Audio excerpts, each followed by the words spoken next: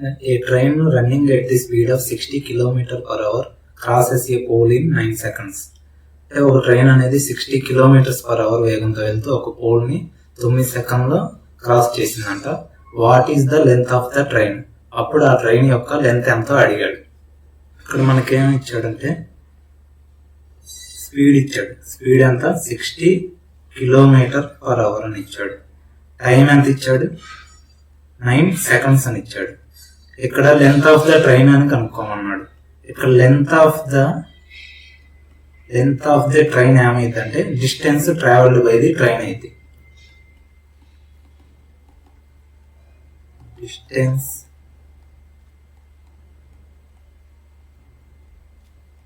By train. ఎలా అంటే మనం ఇది ఒక ట్రైన్ గా తీసుకున్నాం.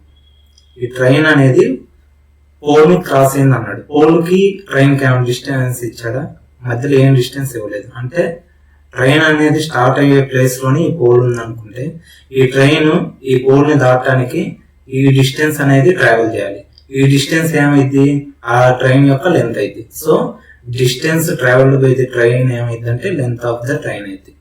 సో మనం ఇక్కడ డిస్టెన్స్ కనుక్కోవాలి. డిస్టెన్స్ కు ఫార్ములా ఏంటిది? Speed into time. స్పీడ్ ఏమి ఇచ్చాడు? 60 km/h అని ఇచ్చాడు. టైం 9 seconds అని ఇచ్చాడు. ఇక్కడ అవర్ లో ఇచ్చాడు స్పీడ్, ఇక్కడేమో సెకండ్ లో ఇచ్చాడు. సో ఇక్కడ km/h ని మీటర్/సెకండ్ లో మార్చుకోవాలి. 1 km/h ని మీటర్/సెకండ్ లో మార్చుకుంటే ఏమొస్తుందంటే 5/18 మీటర్/సెకండ్ అవుతుంది. ఎలా అంటే 1 కిలోమీటర్ అంటే ఎంత? 1000 meters బై 1 hour కి ఎన్ని సెకండ్ అంటే 3600 సెకండ్. ఈ 2 zeros ఈ 2 zeros క్యాన్సిల్ అవుతాయి. 2 5లు 2 18s. So 5/18 meters/second. ఇక్కడ స్పీడ్ దగ్గర అది సబ్స్టిట్యూట్ చేద్దాం. 60 × 5/18 meter/second × 9 seconds. ఇక్కడ 9 2 2 30 35 150 మీటర్లు. డిస్టెన్స్ ఏమొచ్చింది? 150 meters అని వచ్చింది. సో ఈ డిస్టెన్స్ ఏమైంది? లెంత్ ఆఫ్ ద ట్రైన్ అయింది. మనకు కావాల్సిన ఆన్సర్ ఏంటిది? Length of the train 150 meters వచ్చింది. ఇక్కడ ఆన్సర్ వచ్చేసరికి 150 meters D. నెక్స్ట్ క్వశ్చన్ చూద్దాం. A alone can do a piece of work in 6 days and B alone in 8 days. A అనేవాడు ఒక వర్క్ 6 days లో చేయగలడంట. B అనేవాడు 8 రోజుల్లో చేయగలడు. A and B undertook to do it for 3200 rupees. A and B 3200 ఆ పని చేయడానికి ఒప్పుకున్నారంట. With the help of C they completed the work in 3 days. అంటే C సహాయంతో వాళ్ళు ఆ వర్క్ ని 3 రోజుల్లోనే కంప్లీట్ చేశారంట. So how much is to be paid to C? AB అనే వాళ్ళు C కి ఆ 3200లో ఎంత పే చేయాలని అడుగుతున్నాడు క్వశ్చన్. సో ఇక్కడ టోటల్ వర్క్ క్యాల్కులేట్ చూసుకోవాలి. ఆ టోటల్ వర్క్ ఎంత? 3200 రూపాయలు అంట. అందులో AB వర్క్ ఎంత అయితే అమౌంట్ తీసేస్తామో ఆ మిగిలిన అమౌంట్ Cకి వస్తుంది. సో ఇక్కడ A అనేవాడు 6 days లో కంప్లీట్ చేస్తాడు వర్క్ ని. B అనేవాడు 8 days లో కంప్లీట్ చేస్తాడు. మనకి టోటల్ వర్క్ కావాలి. టోటల్ వర్క్ ఎలా వస్తుంది అంటే ఈ డేస్ యొక్క LCM తీసుకోవాలి. 6 8 యొక్క LCM ఏమవుతుంది? 24. ఇక్కడ వర్క్ కాబట్టి యూనిట్స్ గా తీసుకున్నాం. ఇక్కడ 24 units ని A అనేవాడు 6 days లో చేస్తాడంట. అప్పుడు రోజుకి వచ్చేసరికి ఎన్ని యూనిట్లు చేస్తాడు? 24/6 అంటే 4 units A అనేవాడు ఒక రోజు చేస్తాడు. B అనేవాడు 24 units ని 8 days లో చేస్తాడంట. అంటే ఒక రోజుకి వచ్చేసరికి ఎన్ని యూనిట్లు చేస్తాడు? 8 3 అంటే 3 units చేస్తారు. అంటే A + B కలిపి ఒక రోజుకి ఎన్ని యూనిట్లు చేస్తారు? 4 + 3 7 units చేస్తారు. ఇక్కడ ఏమి ఇచ్చాడు? Total work A + B + C కలిపి 3 రోజుల్లోనే వర్క్ చేశారంట. అంటే AB 3 రోజులు వర్క్ చేస్తారు. అంటే రోజుకి వచ్చేసరికి 7 units. 3 రోజులకి ఏమవుతుంది? 21 units వర్క్ చేస్తారు. ఇక్కడ టోటల్ ఎంత? 24 units. వీళ్ళిద్దరు కలిపి ఎంత చేశారు? A + B కలిపి 21 units చేశారు.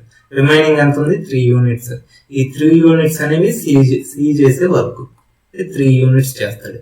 ఇక్కడ మనకి టోటల్ వర్క్ ఎంత అమౌంట్ వస్తుంది? 3200 వర్క్. అంటే 24 units కి 3200 రూపాయలు వస్తుంది.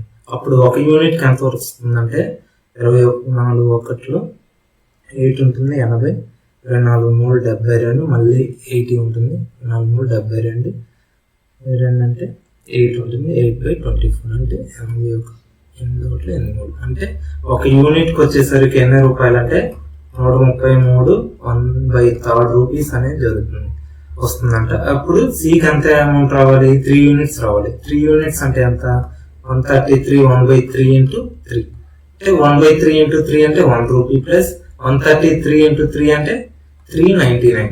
399 ప్లస్ 1 రూపీ అంటే ఎంత, 400 రూపీస్. సికి రావాల్సింది ఎంత, 400 రూపీస్. నెక్స్ట్ క్వశ్చన్ చూద్దాం.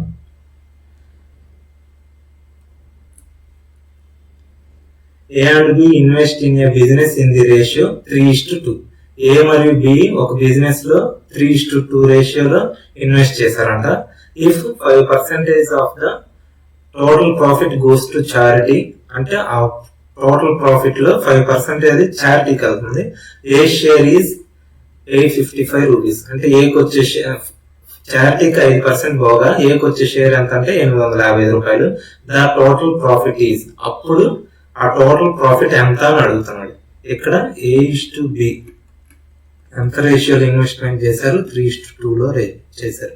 జనరల్ గా మనకు ప్రాఫిట్ రేషియో కావాలంటే ప్రాఫిట్ వచ్చేసరికి ఇన్వెస్ట్మెంట్ ఇంటూ టైం. ఇక్కడ టైం అనేది మెన్షన్ చేయలేదు, అంటే ఇద్దరు సేమ్ టైం కి, అంటే 1 year 2 years వాళ్ళు బిజినెస్ చేశారు, సేమ్ టైం చేశారు కాబట్టి ఇక్కడ టైం మెన్షన్ చేయలేదు. సో ఇక్కడ మనకి ప్రాఫిట్ రేషియో ఏమవుతుందంటే ఇన్వెస్ట్మెంట్ రేషియోనే అవుతుంది. సో ప్రాఫిట్ కూడా ఈ రేషియోలోనే పంచుకోవాలి. ఇందులో ప్రాఫిట్ వచ్చేసరికి 100% అనుకుంటే ఇందులో 5% అనేది చారిటీకి వెళ్ళింది. చారిటీకి వెళ్తే ఇంకా రిమైనింగ్ ఎంత ఉంటుంది, 95% ఉంటుంది. ఈ 95% లో A, B అంటే A ఏమో 3 parts తీసుకోవాలి, B ఏమో 2 parts తీసుకోవాలి, మొత్తం 5 parts. 5 parts వచ్చేసరికి అంతా 95%. అప్పుడు 1 part ఏమవుతుంది, 19 అవుతుంది, అంటే 19%. అప్పుడు ఏకి వచ్చేసరికి 3 parts కావాలి, అంటే 3 parts అంటే 3 into 19 అంటే 57% ఏకి రావాలి. బికి వచ్చేసరికి అంతా 2 parts అంటే 2 into 19 38% రావాలి. సో 57% ఏకి వచ్చే వాటి ఎంత ఇచ్చాడు, 855 రూపీస్ అని ఇచ్చాడు. మనకు కావాల్సింది ఎంత, టోటల్ ప్రాఫిట్ కనుక్కోమన్నాడు. బీది కనుక్కోమంటే 38% ఎంతో కనుక్కునే వాళ్ళం, కానీ టోటల్ ప్రాఫిట్ ఎంత 100% కాబట్టి ఈ 100% ఎంతో కనుక్కోవాలి. మనకేమి ఇచ్చాడు, 57% అనేది 855 రూపీస్ అని ఇచ్చాడు. అంటే 100/57 into 855. ఇక్కడ 2 1s 2 9s 3 1s 3 9s 3 2s 5s. ఇప్పుడు 19తో క్యాన్సిల్ చేస్తే 19 1s 19, ఇక్కడ 9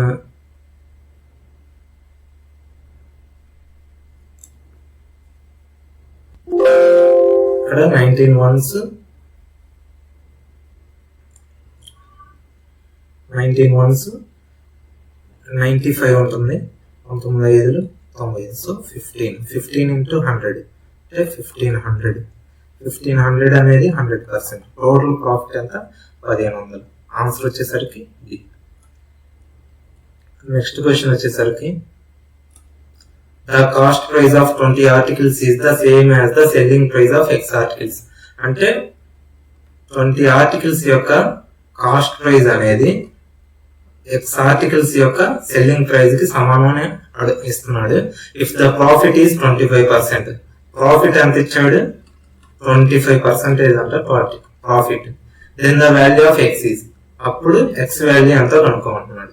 మనం జనరల్ గా 25% ప్రాఫిట్ అంటే ఎంత, 25% అంటే 125/100 అవుతుంది. ఎలా అంటే 25% ప్రాఫిట్ ఎంతలో, 100లో. ఇక్కడ 25 1 25 4 ఇది కాస్ట్ ప్రైస్, ఇది లాభం వచ్చిన పార్ట్ ఎంత, 1 part. టోటల్ ఎంత, 5 parts అవుతుంది. ఇక్కడ 25 4 25 5 అంటే 5/4. ఇందులో 20 ఆర్టికల్స్ అంటే 5 పార్ట్స్ వచ్చేసరికి 20 ఆర్టికల్స్, అంటే 1 పార్ట్ వచ్చేసరికి ఏమవుతుంది 25, 5 4 20. సో మనకు కావాల్సింది 4 పార్ట్స్ ఎంత, 4 4 16, 16 ఆర్టికల్స్ అనేవి ఎక్స్ ఆర్టికల్స్ అవుతుంది. ఇక్కడ సింపుల్గా ఏంటంటే 25% అనేది ప్రాఫిట్ అన్నాడు. 25% అంటే 100లో 25% ఇంక్రీజ్ అయింది, అంటే 125 అయింది. ఇక్కడ 125/100 వేసుకుంటాం. ఈ 125% అనేది 20 ఆర్టికల్స్ కి ఈక్వల్ అవుతుంది, ఎందుకంటే 20 ఆర్టికల్స్ ని 25% అమ్మాడు. సో ఇక్కడ 100 రూపీస్ కి ఎంత వస్తుందో మనకు కావాలి. 25 5లు 25, 4 5 4 4 16 ఆర్టికల్స్ ని 100 రూపీస్ అమ్మితే అతనికి 25% అనేది లాభం వస్తుంది, అంటే 4 ఆర్టికల్స్ లాభం వస్తుంది. ఇప్పుడు జనరల్ గా 20లో 25% లాభం రావాలంటే ఎంత అంటే బై 4 వేసుకుంటాం. 4/5. నెక్స్ట్ క్వశ్చన్ చూద్దాం. ఇక్కడ సిరీస్ ఇచ్చాడు రీజనింగ్ లో. FAG GAF HAI IAH next term ఏంటో కనుక్కోమన్నాడు. ఇక్కడ FG అంటే +1 ఇంక్రీజ్ అయింది, F అంటే 6, G అంటే 7, H అంటే 8, I అంటే 9. సో 7 8 అంటే +1 ఇంక్రీజ్ అయింది, HI +1 ఇంక్రీజ్ అయింది. ఇక్కడ 5కి +1 ఇంక్రీజ్ చేయాలి, అంటే 10 అంటే J. ఇక్కడ నెక్స్ట్ A ఇచ్చాడు, ఇదేం చేంజ్ చేయలేదు కాబట్టి ఇక్కడ కూడా ఏనే వస్తుంది. ఇక్కడ GF అయింది, అంటే G అంటే 7, F అంటే 6 అంటే -1, F అంటే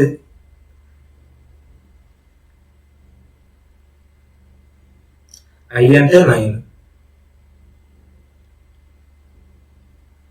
అంటే +3 ఇంక్రీజ్ అయింది.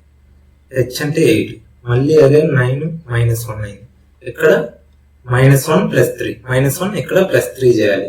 8 + 3 అంతా 11 అంటే K. అంటే ఆన్సర్ వచ్చేసరికి JAK, ఏ అనేది ఆన్సర్ అవుతుంది. నెక్స్ట్ క్వశ్చన్ చూద్దాం. ఇక్కడ series SCD TEF UGH -KL అని ఇచ్చాడు. ఇక్కడ ఈ ప్లేస్ లో ఏదైతే మిస్ అయిందో అది కనుక్కోవాలి మనం. ఇక్కడ S అంటే 19, T అంటే 20, U అంటే 21, W అంటే 23. సో ఇక్కడ 19 20 +1 ఇంక్రీజ్ అయింది, 20 21 +1 ఇంక్రీజ్ అయింది. ఇక్కడ 1 ఇంక్రీజ్ అవ్వాలి, సో ఇక్కడ 22 రావాలి. 22 అంటే ఏమవుతుంది V.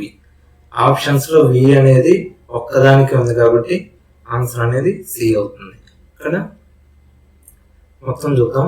C అంటే CE అంటే +2 ఇంక్రీజ్ అయింది, EG +2 ఇంక్రీజ్ అయింది. ఇక్కడ కూడా +2 ఇంక్రీజ్ అవ్వాలి.